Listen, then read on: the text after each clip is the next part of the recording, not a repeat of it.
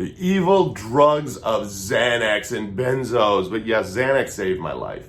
And I can wholeheartedly say that Xanax fucking saved my life. In September 2018, I attempted to commit suicide. I had gotten to that point that I logically had processed everything out of my life, that I was ready to take my life. The only thing that literally even got me to reach out for help, because let's face it, a lot of times I lost a wife and a father to suicide. Nobody cries out and says that they're suicidal when they are. I mean, it happens, and boom, it happens. And I was the same way. I wore the fake smile, all that bullshit. When it happened, the thing that actually stopped me from committing suicide was frozen vodka. I had the chair set up, I had my notes set up, I had my rope set up because I was going to hang myself in the garage, and I went to grab the vodka because that was going to be the start of it all, and I'm very routine oriented. That the vodka was frozen because my wife had poured out the vodka and put water in it, put it back into the freezer, threw my brain off of what the fuck are you doing? And I'm looking at everything and like, you know what? I got to just reach out for help. I got to reach out for help. So I started calling everybody I could. I called my mom. I called my wife. Like, help, help, help. And the first thing that I ended up doing is I took a Xanax. I am prescribed Xanax. I am diagnosed with ADHD, PTSD, GAD, and MDD. Xanax, I do take when I need it. I don't take it daily. I might take it once a week. And it helps calm me down when the shit's getting too fucking real and I can't fucking cope. You know, people are like, oh, so you're just going to numb the shit. No, I'm trying to turn this shit off. How about that? Because if you know anything about anxiety, it's your buildup of your thoughts. And I'm not a doctor. I'm not a therapist, any of that shit. I've struggled with a lot of it. I'm a recovering addict even. And so people hear that and they're like, oh, you're trading one addiction for another. Fuck that, dude. Xanax saved my fucking life. Because through the hardest moment of my life, when the shit's getting as real as it fucking could, and I want to go kill myself, that's the one thing that helped me feel like I had a warm blanket on top of me that said, it's okay. And my thoughts weren't as cluster-fucked, and they weren't spinning all around. And it slowed me down to the point that I could now think logically of what the hell am I doing? Why the hell do I want to fucking kill myself? This is why I don't own guns, because if I own guns, that's too easy and too quick. I mean, I'll keep it real of how it fucking is. I've been there. I've been to that point where I want to kill myself. And do I think about it daily? Still, yeah. I mean, that's part of having MDD. That's part of having depression. It doesn't mean I'm going to act on it. I mean, this time I was set and geared to act on it. Xanax, when the thoughts get too much and they becomes too overwhelming, it slows me down. I stop having the anxiety attacks. I stop having the shakes. I stop feeling like my skin is crawling. My heart is racing. That I become paralyzed in my thoughts. I've disassociated where I'm not even in the present. I'm living a nightmare in here that isn't even reality, but in my brain feels so fucking real. And what Xanax does for me is it took that away. It cleared the fog up so that I could see straightly of going, what are you doing? Just sit down. It's going to be okay.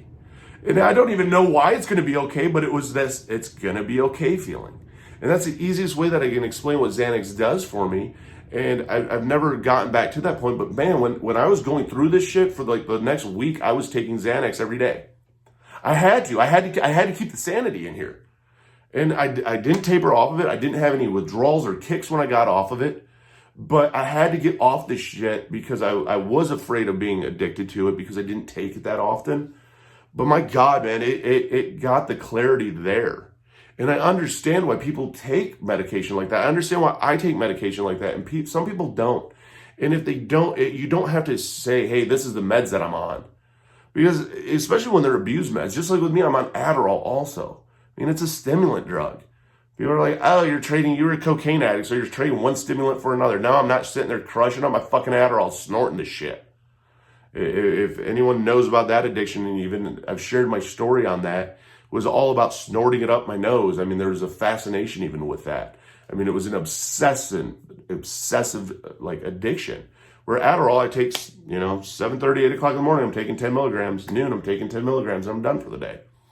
Same with Xanax. When it gets too overwhelming, I'm taking a Xanax. When the thoughts get too overpowering, that my anxiety attacks keep hitting and like my eyes are twitching and I can't even cry, but I have like the tears are falling in my head, but not out of my eyeballs. Is my anxiety attacks. My speech is slurred because I can't get my thoughts together. And I literally am like feeling like I'm breaking down inside. And Xanax is the easiest way I can say it, is like that breath of fresh air of, it's okay. It's okay. We're going to get through this. And it's not even that my brain has to process how I'm going to get through it. It's just like, we're going to get through this. It's like, okay, we're going to get through this. I mean, that's why finding the right meds that work for you, I think, is really important. You got to do it with a doctor. You know, I mean, tell the doctor if the meds are working, if they're not working, and what the effects are for you when they're working. Because that lets them know if they need to change it up the dosage, lower the dosage, whatever it might be. It's all about that communication with your doctor. But shit, I'll tell you this, some of the meds out there will literally save your life. And I have to say, Xanax saved my life. Because even the day after I wanted to commit suicide, it wasn't like all of a sudden life was peachy and, oh my God, I've refound life. Fuck no, dude. It was fucking struggle. It was a fucking struggle. But it was okay. And that's what it helped me do, is remind me that it's okay. That it's okay. It's going to get better. And hey, it's okay. So finding that medication works. I mean, there's clozapam. There's so many different medications out there to help you in so many variety of different ways. But again, find the right doctor, even that you have the right communication with. And if you're not comfortable with what your doctor's doing, find a new doctor. You know, you're the most important person in the world. And we lose track of that sometimes. And we figure that here our hands are in a professional's hands. Well, nobody's going to know you as well as you. You know, there's no machine that we can hook ourselves into and they goes, hey, this is what you're diagnosed with. This is what you need to take. This is how you need to take it. It is all by trial and error, unfortunately. And it can be a long journey, but the more that you're communicating with your doctor, it doesn't have to be that way. I would say this, if it wasn't for Xanax, I wouldn't be here today. I would have probably ended up committing suicide the next day or the day after, because my brain was so fixated on it that it became such an overwhelming thought of idealization of everything, that this medication literally took it all away, and it removed it out of my head. It removed it out of my thought process and filled my thought process with, you can do this. What do you want to do? Here, let's try this. It allowed me to have that logical, clear thinking that wasn't self-destructive. And it's not a crutch. I mean, sometimes we'll use stuff like this as a crutch. That's why, transfer whatever you have to do, doctors, so that you don't feel like you're just being given crutches, and find those healthy coping tools. You know, I found now that speaking to people, sharing about it, doing different things helps me with my anxiety. So I don't resort to Xanax as much. I mean, down below, even I have affiliate links to things on Amazon that I use, like fidget cubes and fidget spinners, because that helps me. You know, that's where it starts. It starts with that little thought that rents a little bit of space and just grows and fucking takes this whole thing over. And once this is gone, dude, everything else is over with. Game over. You're done.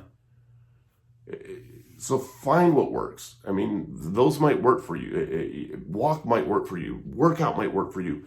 Don't give up and journal it all. Find out what works. You got to track. You got to chart it all. You got to find out what's working, what's not working. I mean, that's part of trial and error. And I even have a link, the BetterHelp. Try a different therapist on there, even if you're afraid to go to a therapist. I mean, anything is better than nothing, but not giving up is also huge. And also finding the right connection is huge. I mean, that's what I've learned from my experience. And I'm still here. I'm proud to say that right now. There are days that I'm not, but I am proud to say that I am here right now. I mean, this is why I've started a nonprofit, Driven Together. It bridges the gap between therapy and a crisis hotline. That in between of sharing experiences, tools, and resources, that help us fight through the day. Down below even is links to the mental health discords, peer-to-peer support, whatever it takes just to continue that fight, knowing we're not alone. Because as soon as we think we're alone in here, we're fucked. And it becomes a prison that we're in. And it's a prison all of a sudden that we're living in. And we don't need to live in that prison, because life can be beautiful. It does get better. Hit that like and subscribe button. Just remember this, you're a BAMF, you're a badass motherfucker. Made it through 100% of your worst days and make it through 2 today. We got this. Comment down below. I'd love to know your opinions. I'd love to know your thought process. I'd love to know what's worked for you and what hasn't worked for you. Because it's a we thing, it's a us thing, and you never know what comment might actually help somebody else out there. So hit that like and subscribe button. Let's do this together.